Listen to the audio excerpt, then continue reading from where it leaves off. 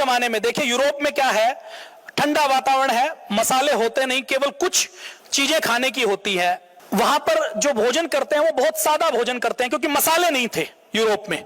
भारत के अंदर खान पान की बहुत समृद्ध परंपरा रही है, आयुर्वेद की बहुत समृद्ध परंपरा रही है। षड्रस की हमने बात की है कि षड्रस के बिना हम स्वस्थ नहीं रह सकते।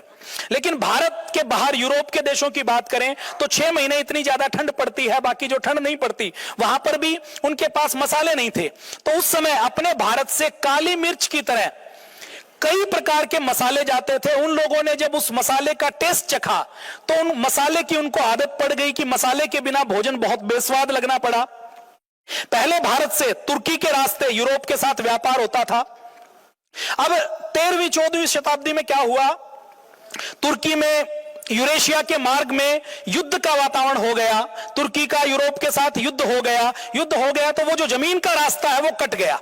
भारत के व्यापारी विदेशों में अपना माल लेकर नहीं जा सके, तो भारत के जो आइटम्स थे उनकी कीमत वहां पर 400 गुना बढ़ गई, क्योंकि सप्लाई रुक गई, जितनी चीज है उसकी डिमांड बढ़ गई। और काली मिर्च खाना वहां पर कितनी समृद्धि का प्रतीक माना जाता था।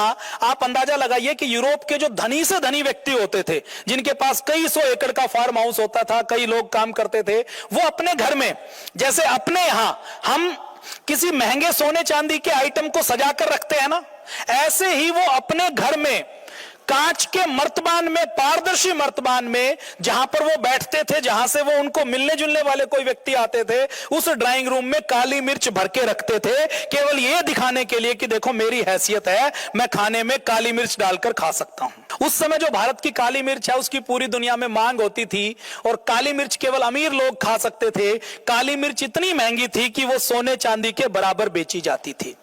तो ऐसे लाखों करोड़ रुपया भारत के अंदर आता था।